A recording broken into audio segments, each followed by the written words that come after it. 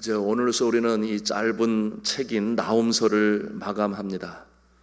다음 책은 스바냐 선지서로 이어지겠습니다. 무슨 선지서라고 그랬어요? 스바냐 선지서. 다음 주에 시작되는데 기억하시고 미리 읽어오시면 좋겠습니다. 여러분, 이 스바냐 선지서도 나훔서처럼 짧게 3장으로 이루어져 있어요. 그 다음에 이어지는 하박국 선지서도 3장으로 이루어져 있습니다. 그 다음에 이제 학개 선지서로 이어지는데 학개 선지서는 더 짧아서 2장밖에 되지를 않습니다. 그 다음에는 이제 스가랴 선지서로 연결이 되는데 이 스가랴 선지서는 이 호세아 선지서처럼 14장으로 비교적 길게 이루어져 있습니다. 그리고 이제 마지막으로 말라기 선지서인데요, 4장으로 이루어져 있습니다. 오늘 미가서와 나훔 선지서를 함께 묶어서 책거리 떡을 먹습니다. 저는 좋은데 여러분은 어떠신지 모르겠어요. 여러분 가실 때 꼭 떡을 받아가시고 또 축복기도 하시고 맛있게 드시기를 바랍니다. 섬기시는 손길에 진심으로 감사를 표합니다. 다음번 책거리 떡은 스바냐, 하박국, 학개 선지서 이 3책을 묶어서 우리가 떡을 먹도록 하겠습니다. 그 다음에는 14장으로 이루어진 스가랴서 그리고 말라기서를 완전히 마치고 그 되면은 소선지서 12권을 다 마치는 것인데요, 그리고 나서 저희들이 먹도록 하겠습니다. 소선지서를 다 마친 후에는 이제 신약 성경으로 가서 바울의 서신서 중에 한 책을 택하게 될 것입니다. 여러분, 이와 같은 모습으로 이 새벽 기도 시간에 계속해서 책별로 말씀을 묵상해 나갑니다. 제가 은퇴하기 전까지, 은퇴하려면 제가 보니까 11년 남았어요. 11년 안에 성경 전체를 이렇게 묵상해서 마칠 수 있다면 얼마나 좋을까, 그런 생각을 해보았습니다. 사랑하는 성도 여러분, 하나님의 말씀은 내 발의 등이요 내 길에 빛인 줄로 믿습니다. 그러므로 매일 주시는 말씀을 묵상하고 가슴에 새김으로 풍성한 생명의 양식으로 살아가시는 저와 여러분 되시기를 주님의 이름으로 축원합니다.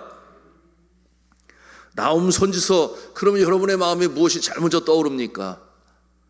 나훔 선지서 그러면 아시리아의 멸망, 특별히 수도인 니느웨의 멸망, 그것이 제일 먼저 여러분의 머리에 떠오르면 제대로 말씀을 보신 것입니다. 니느웨는 아시리아의 심장부 수도라고 그랬어요. 그런가 하면 나훔 선지자의 이름이 무엇이라고 그랬습니까? 위로 또는 위로자라고 그랬어요. 그래서 이 나훔 선지자를 통해서 하나님께서 이스라엘 백성들을 위로하시는데 어떠한 모습으로 위로하시는가? 그처럼 이스라엘 백성, 하나님께서 택하신 민족 포로로 잡아가지고, 그런가 하면은 그 악랄하고 끔찍한 방법으로 주변 나라들의 두려움의 대상이 되었던 이 아시리아, 하나님께서 가만 놔두지 아니하시죠. 여러분, 이 아시리아의 포로로 잡혀간 이스라엘 백성들, 저들의 하소연, 저들의 부르짖음, 그런가 하면 주변 나라들의 두려움. 그래서 이 나훔서의 주제는 뭐라고 말씀을 드렸는가 하면 하나님께서는 선한 자를 위하여, 위로하시기 위하여 악한 자를 멸하신다, 심판하신다, 보복하신다, 응징하신다, 그와 같은 주제를 담고 있다. 우리가 함께 나누었습니다. 여러분, 이 강성에서 중동 세계, 그런가 하면은 이 지중해 패권을 다 차지했습니다. 이와 같은 아시리아가 BC 609년에 바벨론과 메대 연합군에 의해서 멸망당합니다. 그러니 이 나훔 선지자의 예언은 정확하게 들어맞았습니다. 하나님의 말씀에 약속은 변함이 없죠. 나훔 선지자는 역사의 주관자가 되시는 하나님께서 보여주시는 그 멸망의 모습을 오늘 3장에 아주 신랄한 언어를 사용하죠. 생생한 그림 언어로 적나라하게 묘사하고 있어요. 그래서 읽다 보면은 에구먼이나 뭐 이런 생각을 갖게도 되는데요, 그런 질문이 나올 수 있겠죠. 왜 하나님께서는 아시리아를 그렇게 비참하게 처참하게 멸망시키도록 하셨는가? 오늘 3장 가운데서도 이 아시리아의 악한 모습이 배어나오고 있는데요, 우리 1절에서도 지적하고 있습니다. 우리 1절 말씀을 함께 읽도록 하겠습니다. 1절 말씀입니다. 시작. 화 있을진저 피의 성이여 그 안에는 거짓이 가득하고 포악이 가득하며 탈취가 떠나지 아니하는도다. 여러분, 그 안에는 거짓이 가득하다고 그랬습니다. 그런 이와 같은 모습은 첫째는 거짓이요, 오늘 말씀해 보니 둘째는 포악이요, 셋째는 탈취라고 그랬습니다. 그리고 그 또 다른 죄악성의 모습이 4절 가운데 나타나고 있는데요, 우리 4절 말씀을 읽도록 하겠습니다. 시작. 이는 마술에 능숙한 미모의 음녀가 많은 음행을 함이라. 그가 그의 음행으로 여러 나라를 미혹하고 그의 마술로 여러 족속을 미혹하느니라. 그러니 넷째는 음행이요, 다섯째는 마술로 미혹하는 그와 같은 모습이 이 아시리아의 죄악된 모습임을 우리가 말씀을 통해서 볼 수 있습니다. 이와 같은 포악한 모습으로 주변 나라들을 침공합니다. 탈취합니다. 주변 나라들이 공포에 떱니다. 그러나 대항하지 못했어요. 워낙 강하니까, 그 무력의 힘이 대단하니까. 그러니 자유를 얻지 못하면서 억압 속에, 압제 속에 살아야 했습니다. 공포 정치의 표상 아시리아입니다. 그 정도로 험악했습니다. 여러분, 이와 같은 모습은 어떠한 모습으로 이루어지는가? 그 모습을 살펴보게 되면, 아시리아의 모습을 보게 되면, 첫째, 신화로 우상을 만들어요. 그래서 모든 족속들을 그 마음을 하나로 규합하게 만듭니다. 우상에 눈이 멀게 합니다. 그리고 복종하면은 살려두지만 복종하지 아니하면, 거절하면 아주 무참히 짓밟았습니다. 여러분, 군주에 의해서 다스려지는 나라들의 모습이 다 비슷해요. 여러분, 이와 같은 독재 국가들의 전형적인 모습, 저들의 마음을 하나로 만들기 위해서 종교를, 신화를, 군주를 신적 존재로 만듭니다. 여러분, 21세기도 그와 같은 모습이 있으니 어느 나라가 떠오릅니까? 북한의 모습이 그렇지 않나요? 여러분, 군주를 신격화합니다. 영웅적인 얘기들로 신화를 만들어요. 뭐 뻥튀기 튀긴다, 뭐 그런 말이 맞는 말이에요. 그렇게 과장을 하고 믿게 합니다. 왜 그렇게 하겠어요? 국민의 마음을 하나로 묶습니다. 그러니 그와 같은 모습이 종교 집단과 다를 바가 없습니다. 여러분, 네팔에는 북한 대사관이 있어요. 제가 그곳에서 사는 동안에 북한 사람들 많이 접촉했지요. 그때는 김대중 정부여서 평양 옥류관이 네팔 카트만두에도 있고, 뭐 영사하고도 자주 만나면 그 영사는 저를 알아보고 김 선생, 김 선생 그럴 정도였어요. 뭐 그럴 이유가 있기는 있었습니다. 외무부에서 여권일로 당국대 의대에서 의사 선생님으로 네팔에 봉사로 오신 분을 도와드리다가 여하튼 한 2시간 동안 대화를 나눈 가운데 얼굴이 익숙해졌죠. 그런데 이 카트만두에 북한 대사관이 있는데, 그 북한 대사관 건물 위에 뭐라고 쓰여져 있는가 하면, 김일성 수령님은 우리와 함께 영원히 계시다, 그런 말이 있어요. 김일성이 성령입니까? 임마누엘입니까? 어떻게 영원히 함께 있을 수가 있어요? 이 세상을 떠나 이 세상 사람이 아닌 지가 벌써 26년이나 되었습니다. 그럼에도 불구하고 그 정신, 심지어는 그들이 가지고 있는 그 모습이 무엇을 말하고 있습니까? 종교 집단의 모습 아니겠어요? 자, 대부분이 국가 시조를 신으로 섬기는데 아시리아도 마찬가지였습니다. 시조를 일컫는 그 아수르가 이 아시리아의 주신이 됩니다. 여러분, 로마는 안 그랬나요? 로마도 이 황제 신봉 사상을 만들어서 죽은 황제를 신격화시키고 섬기게 하여 나라를 하나로 만드는 일에 정치적인 목적으로 그렇게 사용했는데, 그 모습이 뭐 북한이 다를 바가 없습니다. 그런데 이 죽을 수밖에 없는 인간을 신의 자리에 올려놓고 그리고 숭배하고 하나로 만들려고 하는 이와 같은 모습을 보면서 창조주 되신 하나님께서 보시기에 얼마나 우습겠냐, 그 얼마나 엉뚱한 모습입니까? 백성들을 기만하는 그 모습을 바라볼 때 하나님께서 가만히 계시나요? 그래 하나님께서는 이와 같은 모습을 미리 보시는 거예요. 악한 사단의 세력으로 인하여 에덴 동산 타락 이후에 나타날 현상들 중에 하나가 무엇이냐? 우상을 세우는 것입니다. 하나님을 떠나서. 그런가 하면 사람을 하나님의 자리에 올려놓는 것입니다. 인본주의라고 말을 하죠. 그러니 하나님께서는 나 외 다른 신을 두지 말라, 우상을 만들지 말라, 이와 같은 말씀으로 주시지 않았겠습니까? 독재 군주들의 모습 하나 같은 공통점이 또 뭐예요? 커다란 조형물을 만들어요. 그 앞에서 그 위험 앞에 고개를 숙이게 만드는 것입니다. 북한도 마찬가지죠.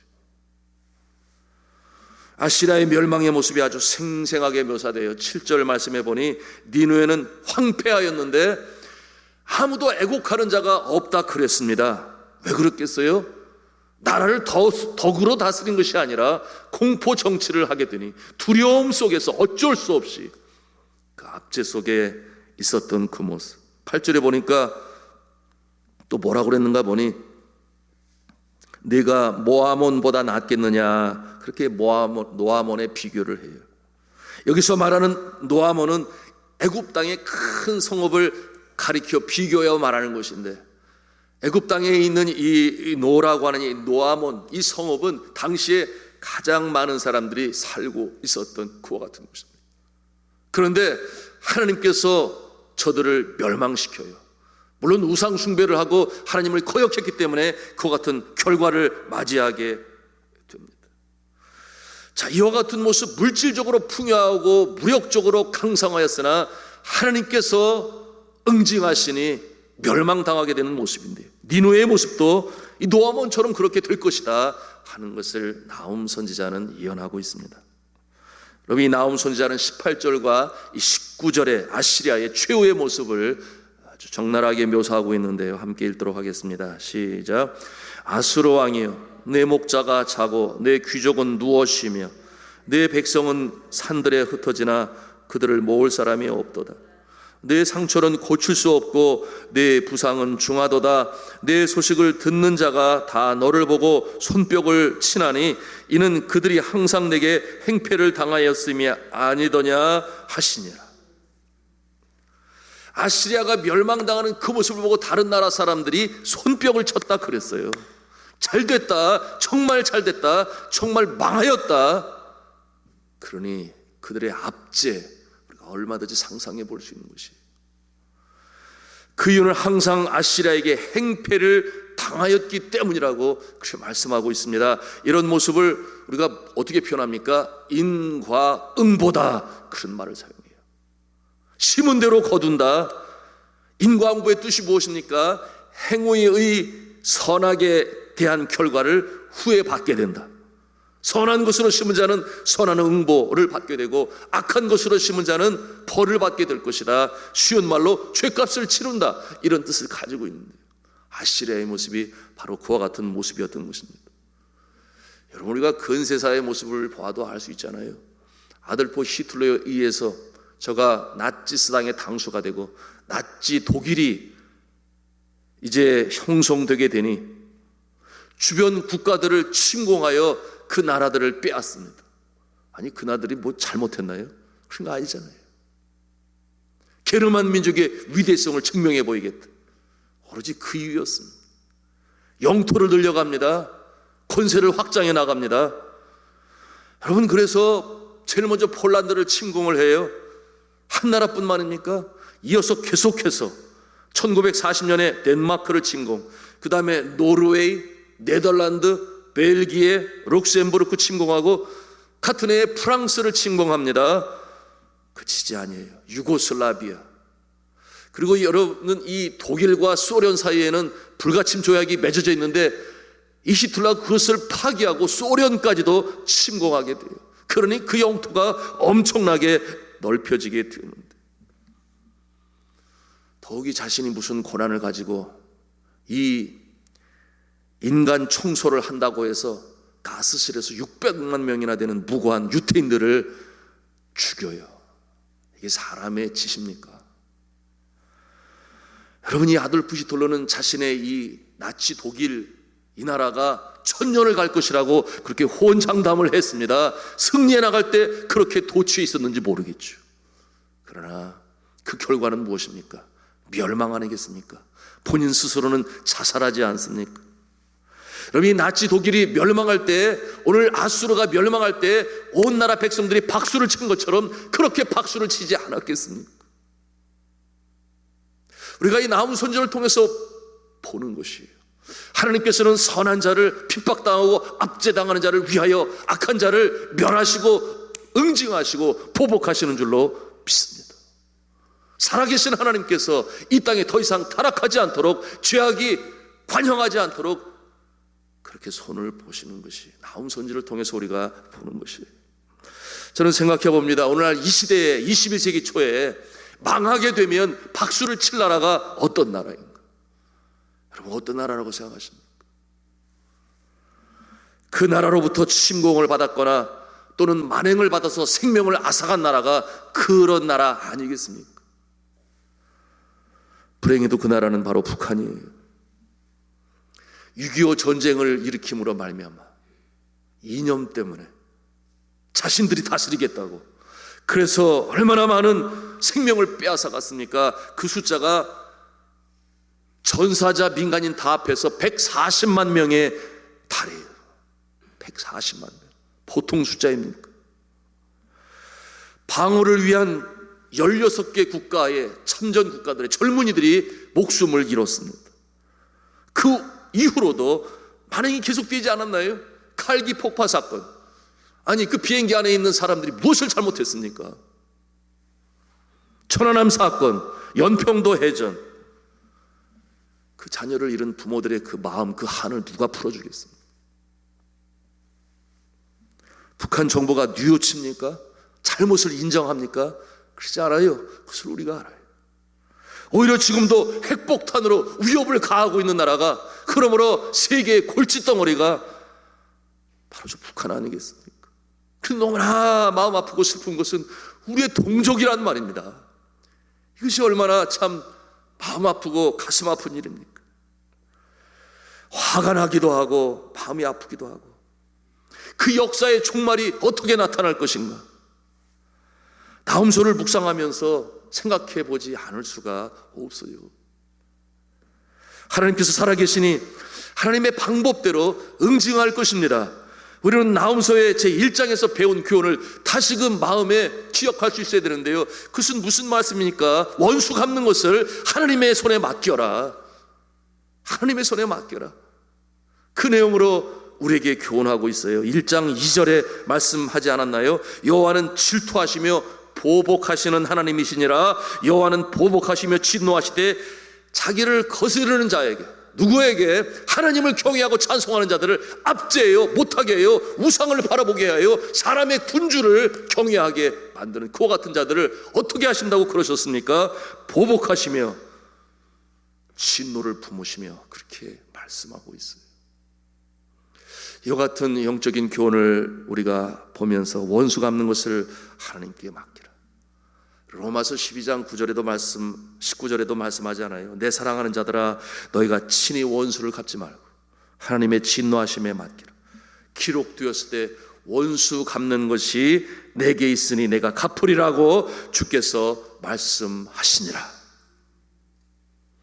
아수르의 철저하고 비참한 멸망을 보면서 우리가 나훔서를 마칩니다. 사랑하는 성도 여러분, 억울한 일을 당합니까? 지금도 마음에 생각만 해도 분노가 일고 마음에 사기가 너무나 힘든 그와 같은 자가 곁에 있습니까? 우리가 어떻게 해야 하겠습니까? 여러분, 이 압제자, 이 못된 자 하나님께서 바라보시고 하나님께서 응징하실 것입니다. 그것이 내 원수의 목전에서 내게 상을 베푸시는 다윗의 고백인 것이에요. 여러분, 이와 같은 모습을 바라보면서 예수님의 십자가를 묵상하고 내가 용서할 수 있으면 제일 좋은데, 정말 용서할 수 없으면 어떻게 해야 되겠습니까? 하나님께 맡기라는 것입니다.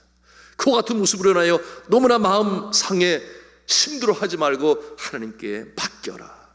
그것이 나훔 선지자, 나훔 선지자를 통해서 우리가 배우는 영적인 교훈인 것인데, 이처럼 하나님께 맡기시고 우리 마음에는 마음을 지켜서 성령이 내주하시고 평강으로 우리의 마음을 지키시는 모습 되시기를 주님의 이름으로 축복합니다.